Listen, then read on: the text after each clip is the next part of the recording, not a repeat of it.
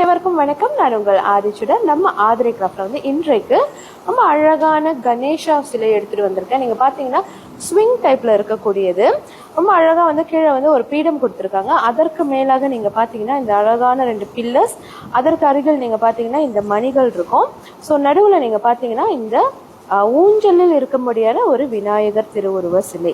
So male பகுதியில் நீங்கள் பார்க்கலாம், இங்கேயுமே ஒரு யாழி கொடுத்து ரொம்ப கிராண்டான ஒரு திருவுருவ சிலைங்க. இது பொதுவாக நீங்கள் வந்து பார்த்தீங்கன்னா நம்மளோட வீட்டு வாசல்களில், அதாவது என்ட்ரன்ஸில் வந்துட்டு இந்த மாதிரி ஒரு செட்டப் வைப்பாங்க.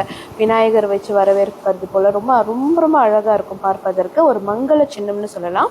நம்மக்கிட்ட அதே மாதிரி நீங்கள் பார்த்தீங்கன்னா எம்டியான ஊஞ்சல்ஸும் இந்த மாதிரி இருக்குது. அதே மாதிரி தான் நான் டிசைன் நீங்கள் பார்க்கலாம், கொஞ்சம் வேற பேரட் இருக்கும்.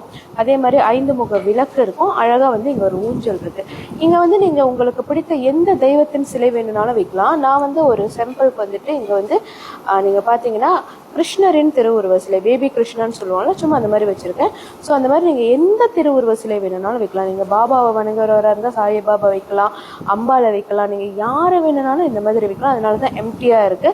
ஸோ யாருக்கு எந்த கடவுள் விருப்பமோ அந்த மாதிரி நீங்க வச்சுக்கலாம். ஸோ இந்த மாதிரி 2 டிசைன்லயே நம்ம கிட்ட வந்து ஸ்விங் டைப் இருக்கு. ஸோ யாருக்கெல்லாம் வேணுமோ மறக்காம நம்மளுடைய புலனத்திற்கு வந்துருங்க. அல்லது இது எல்லாமே நம்மளோட ஆன்லைன் ஷாப்ல நம்ம லிஸ்டிங் பண்ணியிருக்கோம், அதுலயுமே நீங்க நேரடியாக வாங்கிக்கலாம். நன்றி, வணக்கம்.